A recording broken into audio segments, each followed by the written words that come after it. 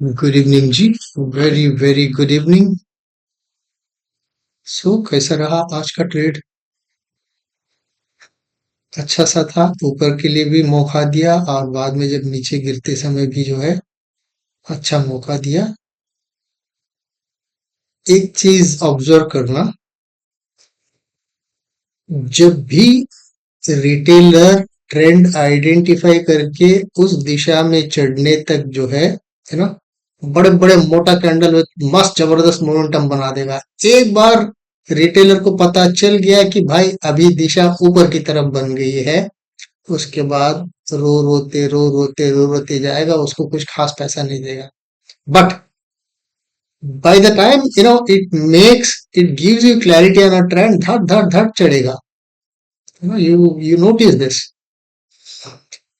आज के दिन अ, आज के दिन it was a good trade. सुबह जो है, सुबह कहाँ पर लिया था मैंने?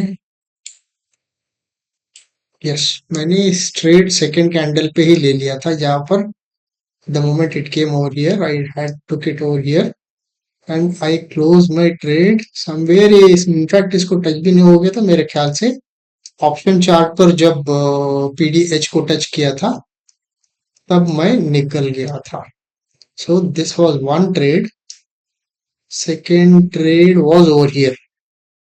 आई इनफैक्ट मैं यहाँ तक वेट भी नहीं किया, थोड़ा लास्ट के 10-15 सेकंड पहले ही मैंने यहीं पर उठा लिया था। सो आई हैड मैं यहीं पर इसको क्लोज कर दिया था S1 पर। So these two were two trades and यहाँ पर समवेयर मैंने एक लिया था बाद में।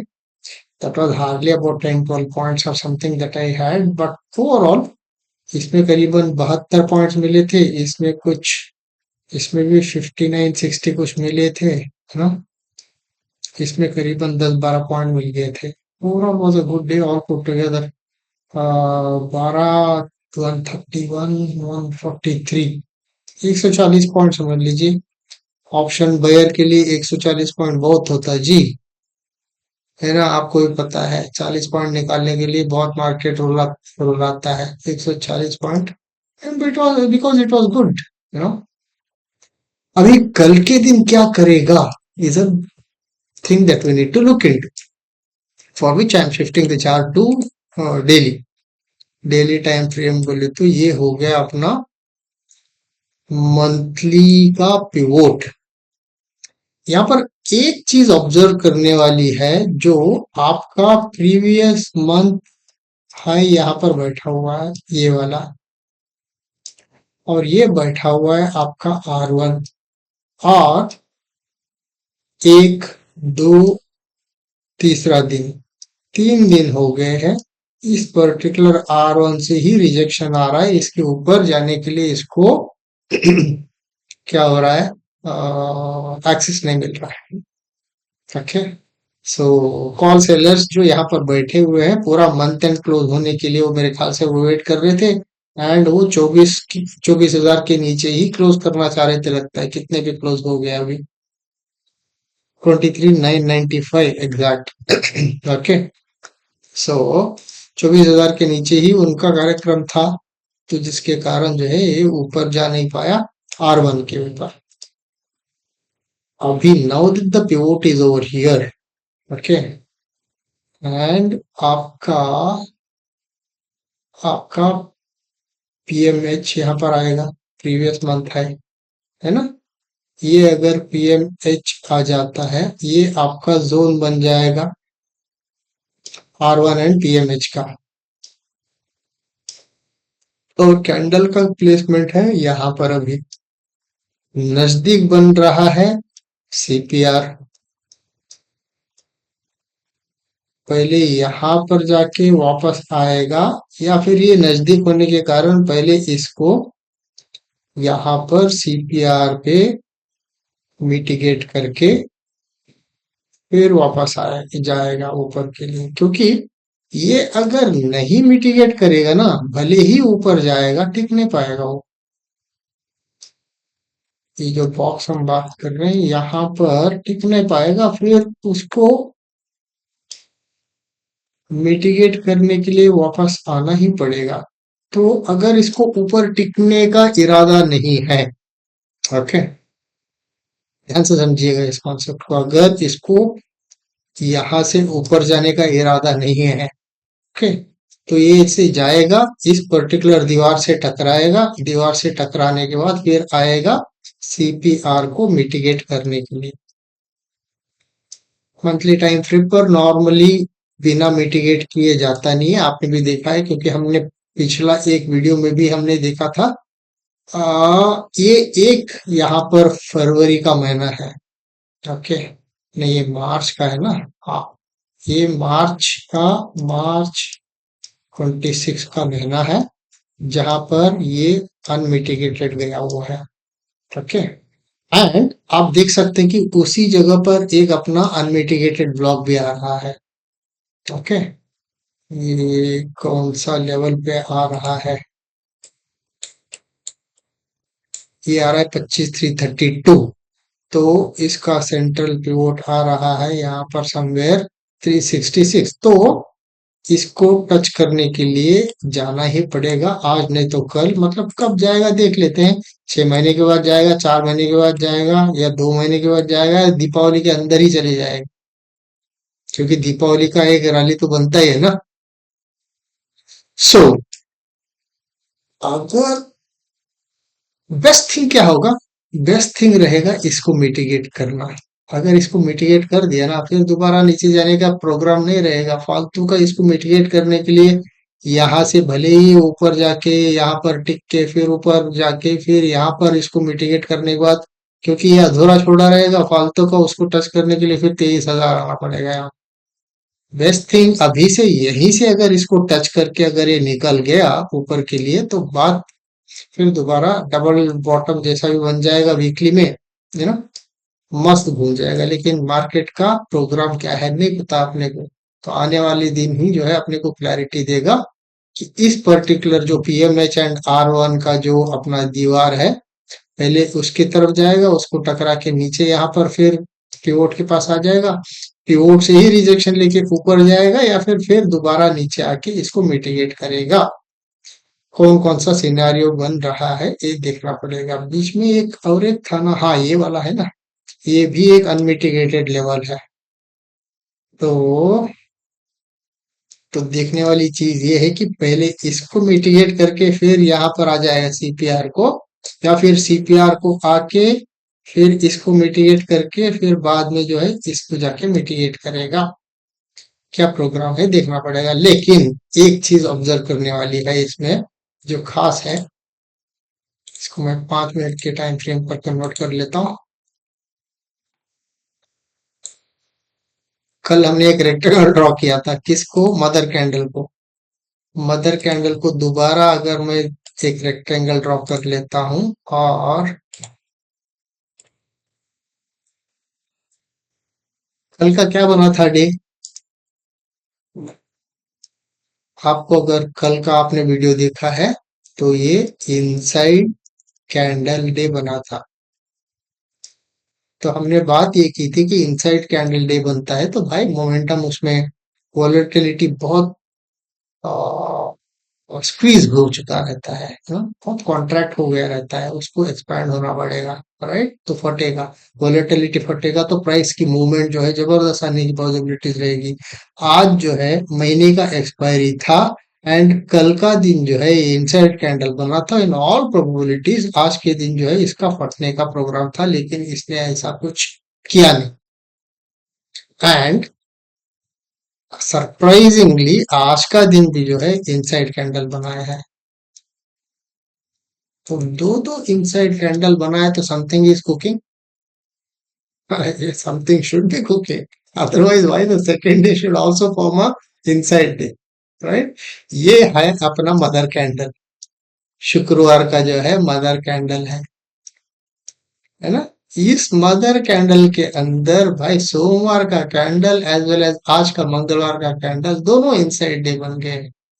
लेकिन ऑब्जर्व करने वाली बात है कि ये जो है सोमवार के दिन ये जो 50% वाला लाइन था इसके ऊपर क्लोज हो गया था, okay. which means that it was showing some strength, whereas आज का जो कैंडल है 995 पर है क्लोज। ये 24 है तो 995 समवेयर इधर आ जाएगा, 50% के नीचे है, बट फिर भी ज्यादा कुछ नीचे तो है ही नहीं 50% के। इनफैक्ट इस पर्टिकुलर रेंज तक भी, स्विंग तक भी गया नहीं वो। सो कल का दिन बहुत इंपॉर्टेंट रहेगा क्योंकि नया महीना खुल रहा है, मई का महीना। एंड मतलब नए ऑप्शन सीरीज खुल रहे हैं, मंथली ऑप्शन सीरीज। तो क्या इस महीने तक, मतलब कैलेंडर का महीना क्लोज होने तक इसको साइडवेज ही लेके जाएंगे, उसके बाद फ्रेश मंथली फर्स्ट में, या फर्स्ट में को तो हॉलीडे रहता है, सेकंड में को जो है ये लोग अच्छा सा ब्रिज करके ऊपर या नीचे का प्रोग्राम करेंगे, या फिर कल के दिन ही ये कुछ कार्यक्रम करेंगे, देखना पड़ेगा। क्रिटिकल क्रिटिकल ये है क्योंकि ये बीच में फंस गया है। आप चाहे इस मदर कैंडल का आप 61.8 एंड 50 एंड 38.2 जो भी आप रेशियो लगाएंगे, उस रेशियो के बीच में ही फंसा रहेगा ये। देख लेते हैं वो भी फंसा है कि नहीं।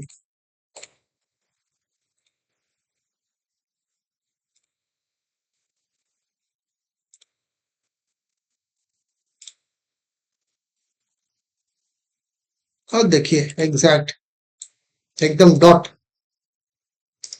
ये हो गया आपका 61.8, ये हो गया आपका 50, ये हो गया आपका 38.2, है ना।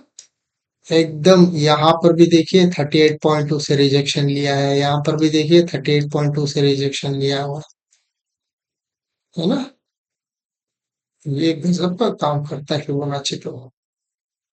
सो अभी ये इस जोन के अंदर, सेंटर वाली जोन के अंदर फंसा हुआ है। ओके, तो कल आपको एक चीज ऑब्जर्व करना, ये जो मैंने अभी बैंड लगाया ना ये वाला, ये किस तरफ फटेगा उस तरफ मार्केट मूव करेगा। और पहला टारगेट रहेगा मदर कैंडल का टॉप, दूसरा कैंडल रहेगा नीचे की तरफ आता है तो पहला टारगेट रहेगा मदर कैंडल का लो। तो ये रहेगा मदर कैंडल है, मदर कैंडल लो। इन दो चीजों को आपको ऑब्जर्व करना पड़ेगा कल के दिन, है ना। That's it ji for Nifty, है ना। बहुत लंबा होता है वीडियो, लेकिन एक्सप्लेन करने के लिए टाइम लगता है। अभी चलते हैं बैंक निफ्टी। लेकिन बैंक निफ्टी देखिए इनसाइड कैंडल नहीं बना है, उसने नीचे की तरफ तोड़ दिया है, विच मीन दैट निफ्टी का भी जो है गणित ऊपर की तरफ बढ़ नहीं रहा है, क्योंकि ये ऑलरेडी महाराज जो है ये नीचे की तरफ, अगर इसको, ये शुक्रवार का था ना, इसने कल जो है ऑलमोस्ट इनसाइड कैंडल समझ लीजिए, except but the small wick that was going up.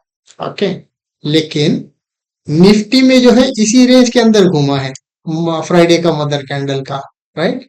लेकिन ये जो घूमा हुआ है, इसने इसको नीचे की तरफ तोड़ दिया है, विच मीन्स दैट फ्राइडे का मदर कैंडल इसको अगर ऊपर भी चढ़ता है तो इसको रेजिस्टेंस की जैसा एक्ट करेगा और नीचे की तरफ पुश करेगा, क्योंकि सेलर्स जो है इस पर्टिकुलर जोन में आके बढ़ जाएंगे और अपनी पोजीशंस बना के रखेंगे। स्पेशली अभी तो नाउ दैट इट इज, ये नीचे की तरफ टूट गया है, ऑब्वियसली मदर कैंडल का जो लो रहेगा, इसको मदर कैंडल नहीं बोल सकते हैं, हम just referring back to Nifty's context.